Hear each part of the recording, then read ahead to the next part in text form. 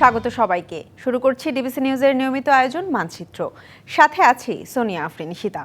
প্রতিদিন বিকেল 4:30টায় এই আয়োজন নিয়ে আমরা থাকি আপনাদের সাথে। চেষ্টা করি সারা দেশের নানা সংকট সম্ভাবনার কথা জানাবার। কথা বলি আঞ্চলিক থেকে জাতীয় পর্যায়ের সংশ্লিষ্ট কর্তৃপক্ষের সাথে। তুলে ধরি মানুষের দুঃখ দুর্দশা, আশা নিরাশার কথা। এবার ঈদে লম্বা ছুটি আর প্রায় সবগুলো সড়ক সম্প্রসারণের ফলে কোথাও জ্যাম হওয়ার কথা ছিল না, তবুও সড়ক দুর্ঘটনা এড়ানো সম্ভব হয়নি। গত 7 দিনে কমপক্ষে 60 জনেরও অধিক প্রাণহানি ঘটেছে। গত 2রা এপ্রিল চট্টগ্রাম কক্সবাজার মহাসড়কের লোহাগাড়ার চুন্তি জাঙ্গালিয়া এলাকার বাসের সঙ্গে মাইক্রোবাসের সংঘর্ষে 11 জনের প্রাণহানি ঘটে। পরিসংখ্যান বলছে দেশে এখন পর্যন্ত সড়ক দুর্ঘটনায় সবচেয়ে মৃত্যু হয়েছে 2024 সালে। সরকারি হিসেবে প্রাণহানি হয়েছে 5380 জনের। এর আগে সর্বোচ্চ মৃত্যু হয়েছিল 2021 সালে। সেবার সড়ক হয়ে মৃত্যু হয়েছিল 5084 জনের। রোড সেফটি বলছে গত বছর সড়ক দুর্ঘটনায় মৃত্যু হয়েছে 7294 জনের। এর আগে যাত্রী কল্যাণ সমিতি সংগঠন 8543 জনের মৃত্যুর তথ্য দিয়েছিল। গতিসীমা নিয়ন্ত্রণে একটা নীতিমালা আছে, কিন্তু তার বাস্তবায়ন নেই। সম্প্রতি মোটরসাইকেল দুর্ঘটনায় হতাহতের ঘটনা বাড়ছে, সাথে ফিটনেসবিহীন বাস, ব্যাটারি চালিত যানবাহনের অতিরিক্ত গতি, মহাসড়কে 3 হুইলার জাতীয় যানবাহনের চলাচল বৃদ্ধি, চালকদের অদক্ষতা, বিভিন্ন কারণে ধারাবাহিকভাবে সড়ক দুর্ঘটনায় বাড়ছে। এসব নিয়েই আমাদের আজকের আলোচনার বিষয় মানচিত্র জুড়ে সড়ক দুর্ঘটনা। আমাদের সাথে যুক্ত হয়েছেন চট্টগ্রাম থেকে চট্টগ্রাম মহানগর নিরাপদ সড়ক চাই এর সভাপতি SM আবু তৈয়ব এবং মাদারীপুর থেকে মাদারীপুর হাইওয়ে পুলিশের অতিরিক্ত DIG মোহাম্মদ শাহিনুর আলম খান। আপনাদের দুজনকেই স্বাগত জানাচ্ছি আমাদের আজকের মানচিত্রে। আমি শুরুতেই আসতে চাইব SM আবু তৈয়ব আপনার কাছে। আমরা যদি গত সপ্তাহের ঘটনাটার কথাই বলি, যে লোহাগাড়া সড়ক দুর্ঘটনায় একটি পরিবারে একসাথে সবকটি আলো নিভে গেছে, একসাথে সবাই সড়ক দুর্ঘটনায় প্রাণ হারিয়েছেন এবং প্রতিদিনই আসলে সড়ক দুর্ঘটনায় কোনো না কোনো পরিবারের কেউ না কেউ মারা যাচ্ছেন। তো এই কি মনে হয় আপনার কাছে, আসলে কেন ঘটছে এবং কি কারণ?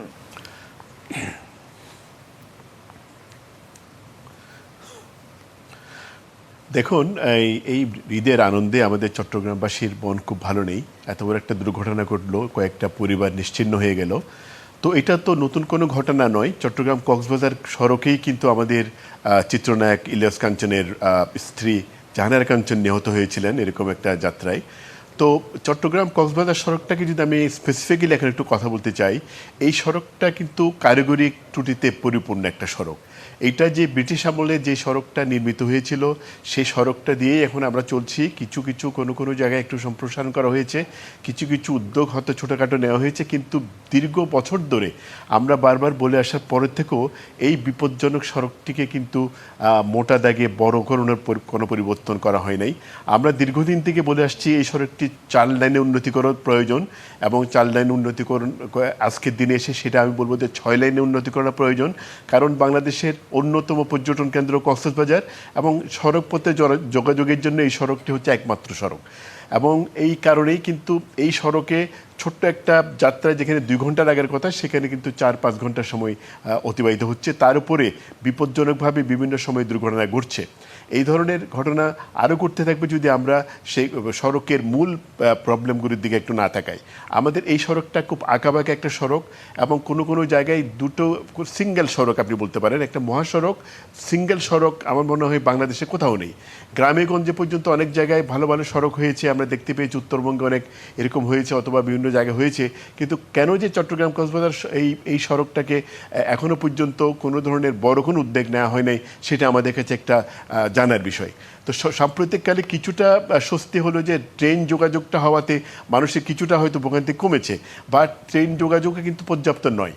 এই অবস্থায় সড়কের যে বিশৃঙ্খলা, সড়কের যেই আপনি একটু আগে যেটা বলছিলেন যে গতি নিয়ন্ত্রণ অথবা নিয়মকানুন মেনে চলা, ট্রাফিক আইন মেনে চলা, এই সমস্ত জিনিসগুলি তো একেবারে কোনো ধরনের কোনো মনিটরিং আছে বলেই আমাদের মনে হয় না। মনিটরিং না থাকার কারণে ইচ্ছে মতো চালকরা গাড়ি চালাচ্ছে। তার উপরে ত্রুটিপূর্ণ বিভিন্ন সড়কে, ছোট সড়কে দ্রুত গতিতে গাড়ি চলছে, বড় যানবাহন চলছে। তার উপরে সড়কের উপর হাট বাজার, গরুর বাজার, এই ধরনের অনেক ঘটনা কিন্তু বিভিন্ন সড়কে, শুধু কক্সবাজার চট্টগ্রাম সড়ক নয়, এটা একেবারে পুরো বাংলাদেশের চিত্র। আপনি দেখতে পাবেন সব জায়গায় এরকম বিশৃঙ্খলা চলছে, এবং বিশৃঙ্খলার কারণেই কিন্তু দুর্ঘটনাগুলি যত না হওয়ার কথা ছিল তার থেকে বেশি হচ্ছে। আপনি যে পরিসংখ্যানটা দিলেন যে প্রায় 5,000 লোকের একটা পরিসংখ্যান দিলেন, এটা হচ্ছে যারা থানায় মামলা করছে অথবা হাসপাতালে গিয়ে রিপোর্ট করছে, এই ধরনের ক্ষেত্রে এটা হচ্ছে, কিন্তু পরিপূর্ণ তথ্যটা কিন্তু হয়তো আমরা অনেক সময় পাই না। জি, আপনি থাকুন আমাদের সাথে। এস এম আবু তৈয়ব, আমরা আসতে চাই মোহাম্মদ শাহিনুর আলম আপনার কাছে। আমি আপনাকে জানাতে চাই যে গত সপ্তাহে গাজীপুর মহানগর পুলিশের কনস্টেবল রনি শিকদার সড়কে প্রাণ হারিয়েছেন, এবং রনি শিকদারের মতো আসলে প্রতিদিনই কেউ না কেউ সড়কে প্রাণ হারাচ্ছেন। এবং এস এম আবু তৈয়ব একটু আগে যেটা বলছিলেন যে ট্রাফিক নিয়ন্ত্রণের জন্য আসলে যেই তৎপরতা থাকা উচিত আইনশৃঙ্খলা বাহিনীর, সেরকমভাবে দেখা যাচ্ছে না। আপনি কি বলবেন আসলে? ধন্যবাদ আপনাকে আমাকে আমন্ত্রণ জানানোর জন্য। আমি একই সাথে ধন্যবাদ জানাচ্ছি আমাদের সহ আলোচককে। উনি তৈয়ব সাহেব অত্যন্ত গুরুত্বপূর্ণ বেশ কতগুলো বিষয় উত্থাপন করেছেন। আমি ওনার বেশিরভাগ ইয়ার সাথে একমত পোষণ করছি।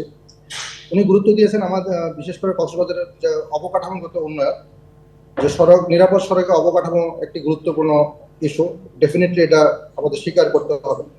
পাশাপাশি আপনি যে কথাটা বলেছেন যে আমাদের পুলিশ সদস্য, আসলে দুর্ঘটনা যখন আসবে সেখানে কে পুলিশ কে নন পুলিশ সেটা বিবেচনার বিষয় না। আমরা প্রতিদিনই আমাদের লোকজন আহত নিহত হচ্ছে, এটা সত্য।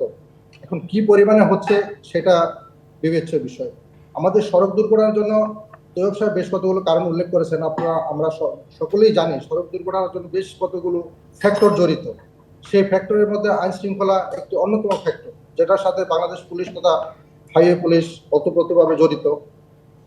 আমাদের অবকাঠামোর পাশাপাশি আমাদের যে আইনের প্রতি শ্রদ্ধাশীল হওয়া, এটা একটা গুরুত্বপূর্ণ ইস্যু। আমার কাছে যেটা মনে হয়, অবকাঠামো তো অবশ্যই প্রয়োজন, পাশাপাশি আমাদের অবকাঠামো যথাযথ অবকাঠামো না থাকার কারণে দেখা যাচ্ছে যে একই রোডে স্লো ভেহিকেল এবং দ্রুতগামী ভেহিকেল গুলো চলতেছে। এবং তৈয়ব সাহেব আরেকটা বিষয় উত্থাপন করেছেন যে মনিটরিং এর বিষয়। ডেফিনেটলি আমাদের মনিটরিং যেটা আছে সেটাকে আরো বৃদ্ধি করা প্রয়োজন। একেবারে মনিটরিং নাই সেই কথাটার সাথে আমি সম্মানের সাথে আমি দ্বিমত পোষণ করছি। আপনি যদি লক্ষ্য করে থাকেন যে বেশিরভাগ গাড়ি, বিশেষ করে গণপরিবহন যেগুলো আছে, সেগুলো কোনো না কোনো সময় দেখবেন আইনের আওতায় এসেছে। কিন্তু আমাদের যে সচেতনতা, অবকাঠামোর পাশাপাশি আমরা যদি প্রত্যেকেই, আমি পথচারী হিসাবে হোক, চালক হিসাবে হোক, যাত্রী হিসাবে হোক, আমাদেরকে সচেতন হইতে হবে, আইনের প্রতি শ্রদ্ধাশীল হইতে হবে।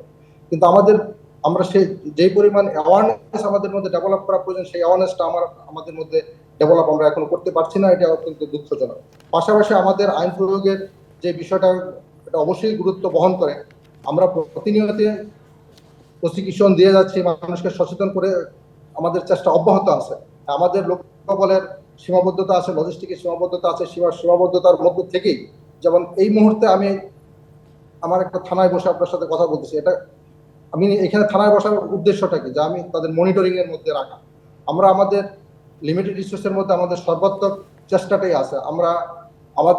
আমি মাদারীপুর রিজনের হাইওয়ে পুলিশের রিপ্রেজেন্ট করছি। হ্যাঁ, আমাদের পাশাপাশি আমি যে জিনিসটার উপর গুরুত্ব, আপনাদের মাধ্যমে আমি দেশবাসীকে এবং আমাদের জনগণকে যে জিনিসটা জানাতে যাচ্ছে, আমাদের প্রত্যেকে নিজ নিজ ক্ষেত্র থেকে সচেতন হইতে হবে। অর্থাৎ আপনি বলছেন যে আসলে আইন শৃঙ্খলা বাহিনী তাদের জায়গা থেকে কাজ করছে, কিন্তু জনসচেতনতাটা আসলে সবার মাঝে তৈরি করতে হবে, এটাই আপনি বলছেন। আমরা আসবো আলোচনায়, কিন্তু আমাদের সময় হয়েছে একটি বিরতি নেবার। বিরতির পরে ফিরে এসে আমরা আবারও বিস্তারিত আলোচনা করব। মানচিত্রে নিচ্ছে একটি বিরতি, সঙ্গে থাকুন। দেখছেন মানচিত্র। আজ আলোচনা করছি মানচিত্র জুড়ে সড়ক দুর্ঘটনা এই প্রসঙ্গে। আলোচনা করতে আমাদের সাথে যুক্ত আছেন মাদারীপুর হাইওয়ে পুলিশের অতিরিক্ত ডিআইজি মোহাম্মদ শাহিনুর আলম খান, এবং খুলনা থেকে আমাদের সাথে যোগ দিয়েছেন নিরাপদ সড়ক চাই আন্দোলনের সাধারণ সম্পাদক মাহবুবুর রহমান মুন্না। আপনাদের দুজনকে আবারও স্বাগত জানাচ্ছি আমাদের আজকের আয়োজনে। বিরতির আগে মোহাম্মদ শাহিনুর আলম খান বলছিলেন যে শুধুমাত্র আইনশৃঙ্খলা বাহিনীকে তৎপর থাকলেই হবে না, আসলে জনসাধারণের মধ্যেও আসলে সেই সচেতনতাটা তৈরি করতে হবে। আমি জানতে চাইব মাহবুবুর রহমান মুন্না আপনার কাছে, যে জনসাধারণকে সচেতন করার জন্য আপনারা কি কি পদক্ষেপ নিয়েছেন?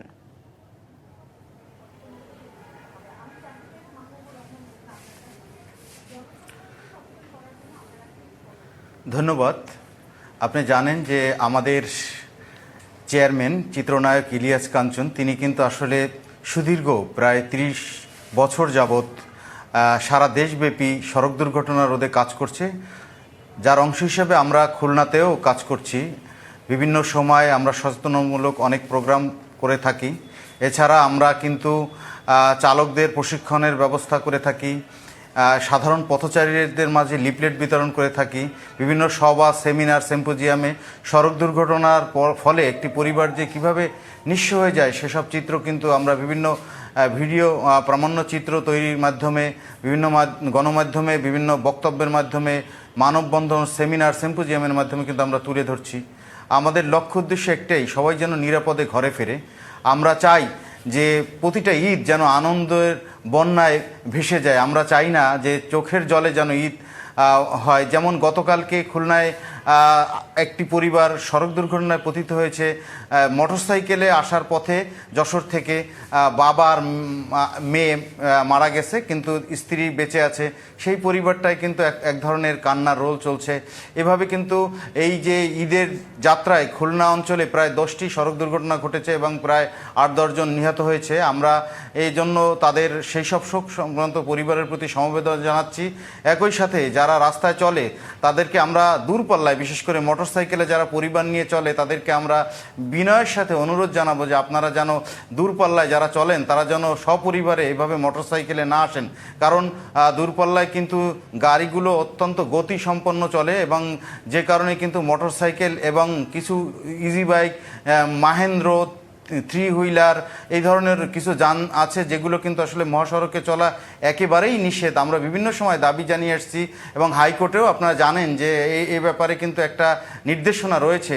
কিন্তু অত্যন্ত দুঃখের সাথে আমাদের বলতে হয় যে অনেক সময় কিন্তু আইন শৃঙ্খলা রক্ষা বাহিনীর যে সদস্য তাদের চোখ ফাঁকি দিয়ে কিন্তু আমরা দেখছি যে এইসব যান রাস্তায় চলে এবং সড়ক দুর্ঘটনায় পতিত হয় এবং অনেক লাশ কিন্তু আমরা দেখি রাস্তায় পড়ে থাকতে। আমরা দাবি জানাচ্ছি যে আসলে আজকের এই প্রোগ্রাম থেকে ডিবিসি টেলিভিশনের মাধ্যমে যারা রাস্তায় দায়িত্ব পালন করেন, বিশেষ করে ট্রাফিক ভাইরা, তারা যদি আরেকটু আন্তরিক হয় এবং কঠোরভাবে যদি এসব দমন করে এবং রাষ্ট্রের যে আইন রয়েছে সেই আইনগুলো যদি সঠিকভাবে বাস্তবায়ন হয় তাহলে সড়ক দুর্ঘটনা কিন্তু অনেকটাই হ্রাস পাবে এবং নিরাপদে মানুষ ঘরে ফিরবে। আমরা এটাও দাবি জানাচ্ছি যে আপনারা জানেন যে আমাদের চিত্রনায়ক ইলিয়াস কাঞ্চন কিন্তু একটি কথা বারবার বলে থাকে যে আপনারা যারা রাস্তায় নামেন, বিশেষ করে আমরা যারা পথচারী, আমরাও কিন্তু অনেক সময় এই খুবই নিজেদেরকে খুব বড় মনে করে যত্রতত্র যে কোনো জায়গা থেকে রাস্তা পারাপার হই, কিন্তু এটা ঠিক না। আপনারা জানেন যে 51% সড়ক দুর্ঘটনায় কিন্তু ঘটে থাকে আমরা যারা পথচারী, আমি, আপনি যারাই রাস্তায় বের হই প্রতিদিন, তারা কিন্তু প্রতিদিনই নিজেদের ভুলের কারণে 51% মানুষ কিন্তু সড়ক দুর্ঘটনায় মারা যায়।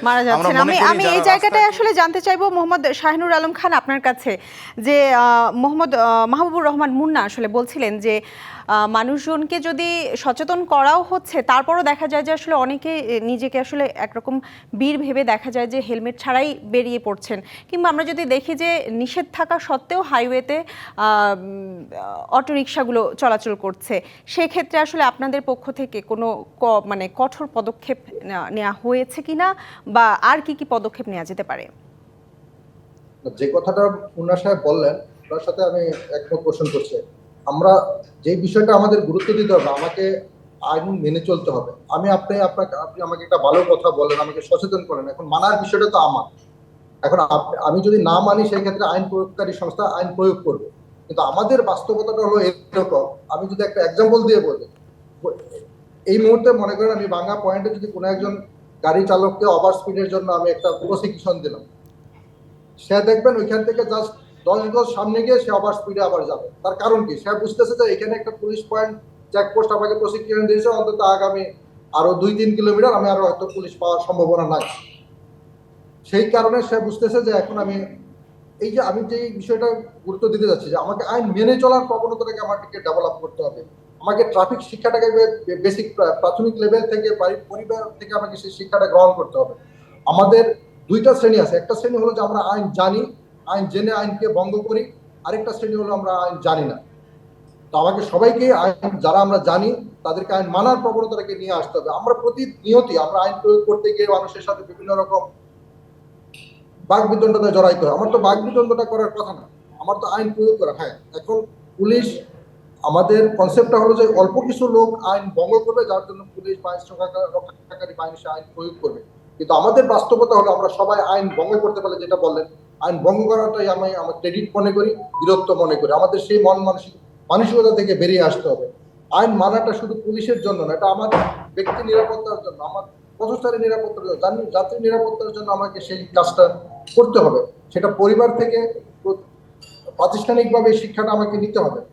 আমরা প্রত্যেকে, আমি যেই অবস্থানেই হোক, আমি মনে করি সেই যদি আমাদের আইন মানার প্রবণতা যদি আমরা আমাদের মধ্যে ডেভেলপ না করি, তো আমাকে অর্থাৎ একজন সচেতন নাগরিক হিসেবে আসলে সকলেরই আইনটা মেনে চলা উচিত এবং সকলেরই সচেতন হওয়া উচিত। আপনাদের দুজনকে অসংখ্য ধন্যবাদ আমাদের আজকের আয়োজনে সময় দেওয়ার জন্য। আপনাকেও ধন্যবাদ। এই ছিল আমাদের আজকের মানচিত্র। আগামীকাল অন্য কোনো বিষয়, অন্য কোনো অতিথির এলাকার সাথে কথা হবে। সঙ্গে থাকুন।